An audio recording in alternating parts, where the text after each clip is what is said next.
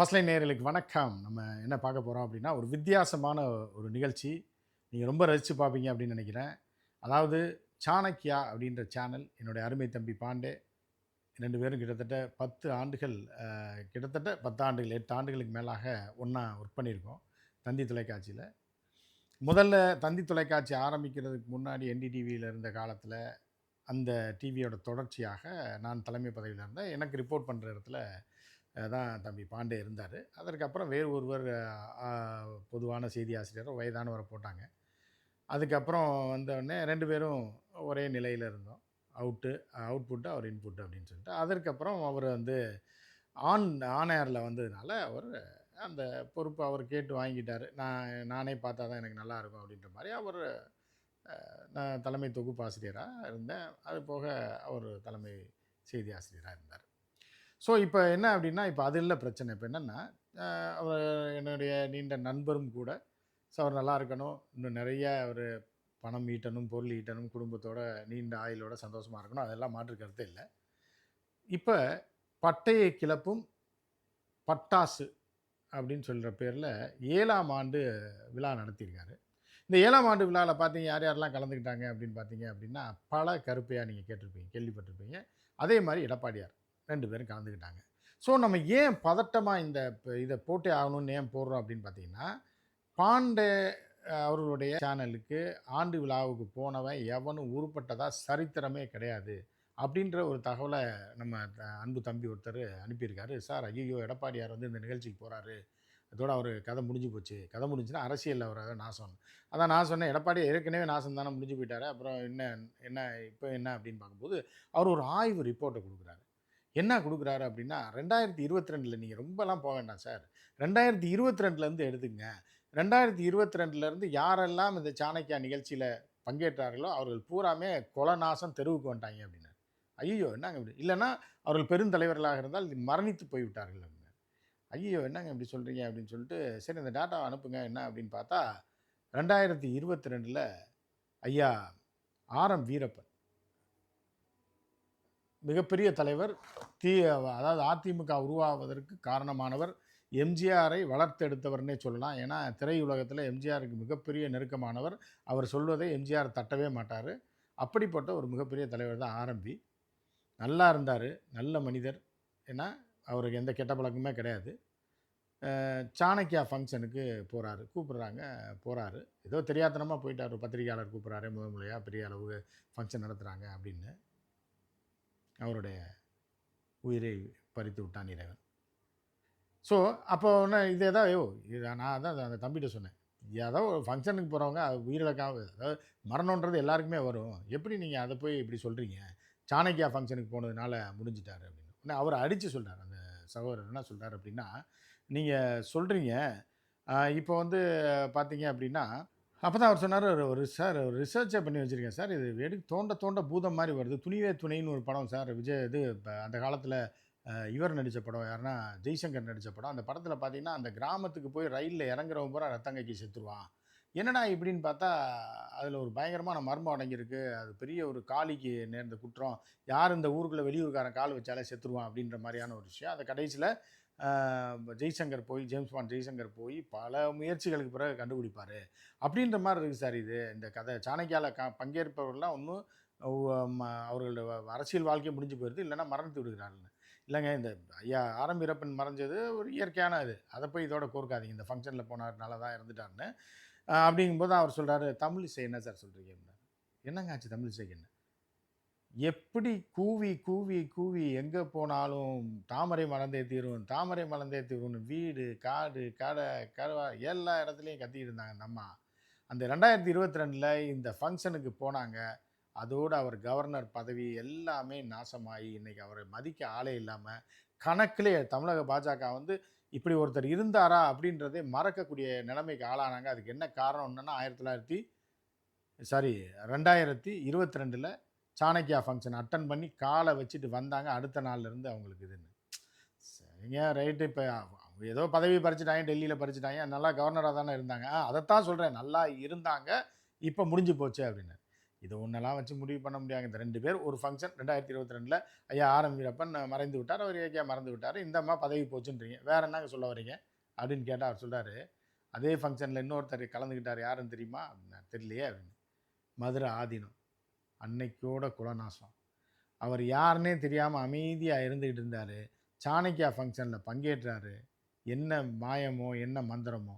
ஏன்னா ஆதீனத்திற்கும் இவாளுக்கும் ஆகவே ஆகாது. இவா ஃபங்க்ஷன்ல போய் அவர் கலந்துக்கிட்டதோட அவர் வாழ்க்கை வந்து எப்படி போச்சுன்னு இந்த உலகத்துக்கே தெரியும். உங்களுக்கு தெரியலன்னா எப்படி அப்படின்னாரு. நீங்க ஒரு சீனியரா இருக்கீங்க அப்படின்னு. சரி, சரி பிரதர் விடுங்க. 2022 ஏதோ அந்த வருஷமே கெட்ட வருஷமா போயிருந்திருக்கலாம்.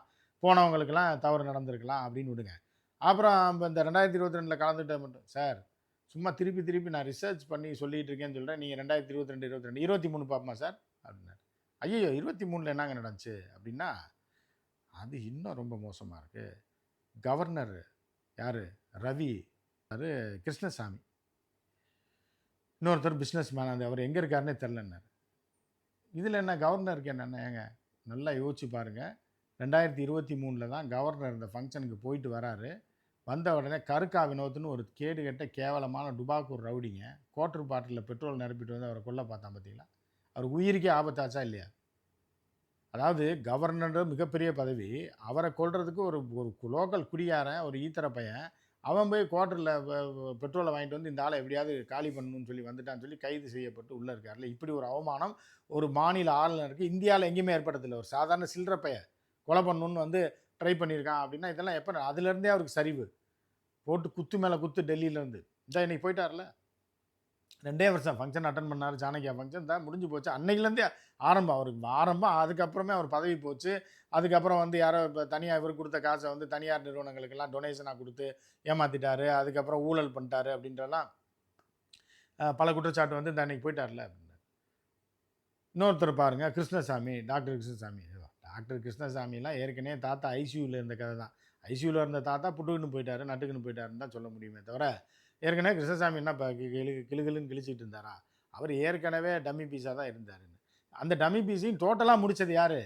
பாண்டேதான்றாரு அந்த தம்பி. அதுக்கான ஆதாரம் தான் அந்த இதை போடுங்க அப்படின்றாரு. ஐயா ஆரம்பிப்பேர் மறந்துட்டார். பரபரப்பாக இருக்கிறதா இருந்த தமிழிசையை காணோம். அரசியலை விட்டே போயிட்டாப்புல. ஏன்னா இப்படி ஒவ்வொருத்தராக காலி ஆகிட்டாங்க. அதுக்கப்புறம் பார்த்தீங்க அப்படின்னா இன்னொன்று சொல்லவான்னு கேட்டார். என்ன இதனால் நம்புவீங்களா அப்படின்னாரு. சரி சொல்லுங்கம்மா, நீங்கள் டாட்டாஸ் கொடுக்கும்போது நான் நம்பாமல் எப்படி இருக்கும்போது இந்த தமிழக மக்கள் நம்பாமல் எப்படி இருப்பாங்க அப்படிங்கும்போது தான் சீமான் தெரியுமான்னு கேட்டார். ஆமாம் சீமானுக்கு என்ன? அதாவது சிங்கம் மாதிரி வாழ்ந்து இருந்த சீமான் எத்தனையோ கதை, புலிக்கதையும் பூனைக்கதையும் நாய்க்கதையும் நரிக்கதையும் தாம கதையும் தவளை கதையும் சொல்லிட்டு ஜாலியாக சுற்றி இருந்த சீமான்னு 2006ஆம் ஆண்டு விழாவில் கலந்துக்கிறார். 6ஆம் ஆண்டு விழாவில் கலந்துக்கிட்டு வந்த உடனே வழக்கு மேலே வழக்கு. அவ்வளவு நாள் விஜயலட்சுமிக்கு அவருக்கும் தொடர்பு இருக்குது. நீண்ட காலமாக அவர் நண்பர்களாக இருந்திருக்காங்க. ஏதோ அது அவர் பர்சனல், எந்த பிரச்சனையும் வராமல் இருந்தது. இந்த ஃபங்க்ஷன் அட்டன் பண்ணிட்டு வந்தார். உச்சநீதிமன்றத்தில் போய் மன்னிப்பு கேட்குற அளவுக்கு போயிட்டாருங்க. கேவலமாக ஊரே காரி துப்பி சீமானை அசிங்கப்படுத்தி எவ்வளவோ வேலைகள் செஞ்சுருக்காரு, எவ்வளோலாம் பண்ணியிருக்காரு. இந்த விஷயத்தில் மாட்டி சீரழிஞ்சாரா இல்லையா? அதை நீங்கள் உங்களுக்கு தெரியுதா இல்லையான்னாரு. அப்போ இவர் எடுத்திருக்க டேட்டா நம்பும்படியாக தான் இருக்குது அப்படின்றத நான் இது பண்ணேன். அதே மாதிரி இன்னொரு விஷயத்தையும் சொன்னார் அவர். செங்கோட்டையன் அதே நிகழ்ச்சியில் பங்கேற்றார். எம்ஜிஆர் கட்சி ஆரம்பிக்கும் போது 21 வயசு செங்கோட்டையனுக்கு. அப்போ இருந்தே கட்சியில் பயணிக்கிறாரு. அதிமுக வளர்ச்சிக்கு ஒவ்வொரு நொடியும் தன் உயிரை மட்டும்தான் கொடுக்கல, எல்லாத்தையும் கொடுத்து வளர்த்துருக்காரு. அதை 23, 24 வயசில் கோயம்புத்தூரில் மாநாடு நடத்தி காட்டினார். அதுக்கப்புறம் கட்சியிலேருந்து ஜெயலலிதா வந்து நீக்கின போதும் சரி, அமைச்சர் பதவியை பிடுங்கின போதும் சரி, அவர் அதிமுக விட்டு போகல. அங்கே தான் இருக்கார். திமுகவில் கூப்பிட்றாங்க, பலரும் கூப்பிட்றாங்க, பதவி தரேன் போல. அவரே வந்து போன வருஷம் சாணக்கியா ஃபங்க்ஷன் அட்டன் பண்ண சூட்டோட அவர் பதவி போச்சா இல்லையா?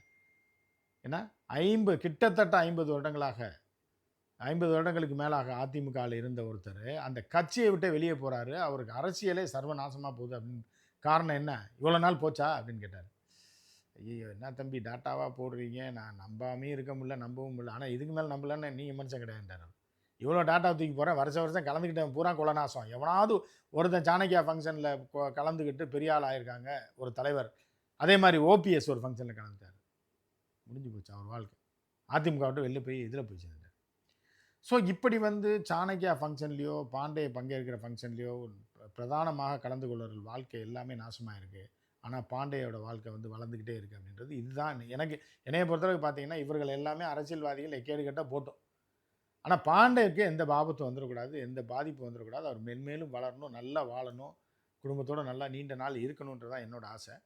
ஏன்னா கஷ்டப்பட்டு அந்த ஊர்லேருந்து வந்திருக்காரு. எங்கேயோ ஒரு அதாவது கோதுமை உருண்டை சாப்பிட்ற ஊர்லேருந்து இங்கே வந்திருக்காரு. நம்ம ஊரில் வந்து வந்தாரை வாழ வைக்கும் தமிழகம் மாதிரி அவர் நல்லா இருக்கணுன்றது தான் நம்மளோட பேர்ட்ஸ்.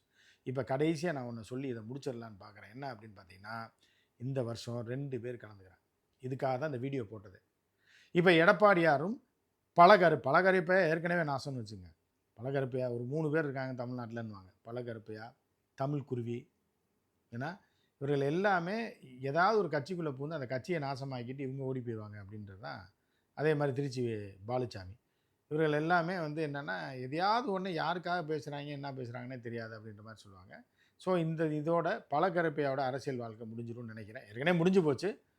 ஆனால் அதுக்கடுத்து எடப்பாடியார் இந்த ஃபங்க்ஷனுக்கு பேர் என்ன வச்சுருக்காப்புலன்னா, பட்டையை கிளப்பும் பட்டாசு நிகழ்ச்சி. எது சாணக்கியாவின் பட்டையை கிளப்பும் பட்டாசு நிகழ்ச்சியாக இது 7ஆம் ஆண்டு விழாவாம். ரைட்டு, நல்லா நடக்கணும், பாண்டே நல்லா இருக்கணும். பாண்டேக்கு மட்டும் தான் என்னோடய வாழ்த்தை தவிர மித்தவங்களுக்குலாம் கிடையாது. அப்போ இந்த பட்டையை கிளப்பும் பட்டாசு நிகழ்ச்சியோட எடப்பாடியாரோடைய அரசியல் வாழ்க்கை முடிய போகுது. இதற்கு காரணம் என்னென்னா, இதற்கு முன்னாடி வந்த டாட்டாக்கள் எந்தெந்த வருஷம் யார் யார் கலந்துக்கிட்டாங்கன்ற கார்டெல்லாம் நீங்கள் பார்த்துருப்பீங்க. அவர்களுடைய நிலையெல்லாம் என்னன்னு உங்களுக்கு தெரியும். இனி எடப்பாடியாரோட நிலையை நினச்சா தான் எனக்கு ரொம்ப வருத்தமாக இருக்குது. ஸோ அடுத்த இது தொடர்ந்துக்கிட்டே தான் இருக்கணும். இன்னும் 100 ஆண்டு காலம், இன்னும் 50 ஆண்டு காலம், 20 ஆண்டு காலம், 25 ஆண்டு காலம் வந்து சாணக்கியா நிகழ்ச்சி நடக்கணும். இப்படி பலரும் கலந்து கொள்ளணும். அமித்ஷாலாம் கலந்துக்கிட்டாருன்னா நல்லாயிருக்கும். மோடிஜி கலந்துக்கிட்டாருன்னா நல்லாயிருக்கும். இப்போ நம்ம அந்த டைட்டில் ஏன் தமிழகத்தின் மோடியா பாண்டே அப்படின்னு ஏன் வச்சோன்னா, மோடிஜி கை வச்ச எவனுமே இந்த சர்வதேச அளவில் எல்லாமே கொலநாசமாயிட்டாங்க. கடைசியாக கை வச்சது நெதன்யாகு உயிரோடே இல்லை அப்படின்னு தான் சொல்லிட்டு இருக்காங்க. அது மாதிரி இப்போ தலையில் கை வச்ச சசிகலா தமிழ்நாட்டில் எல்லாமே காலி நாசம். ஸோ அந்த மாதிரி அவருக்கு இப்போ மோடிக்கு போட்டியாக பாண்டே வந்துட்டார்ன்றது நம்ம தமிழகத்துக்கு பெருமை. தமிழ்நாட்டில் பிறந்து வளர்ந்த ஒரு இளைஞர் இவ்வளோ அளப்பரிய சாதனை செய்து கொண்டிருக்கிறார் என்பதில் நாம் எல்லாரும் பெருமைப்படணும். கூடுதலாக என்னுடைய நண்பன் என்பதனாலும் என்னுடைய அருமை தம்பி என்பதனாலும் நானும் மிகுந்த பெருமைப்படுகிறேன். மற்றும் ஒரு நிகழ்ச்சியில் சந்திப்போம். நன்றி, வணக்கம்.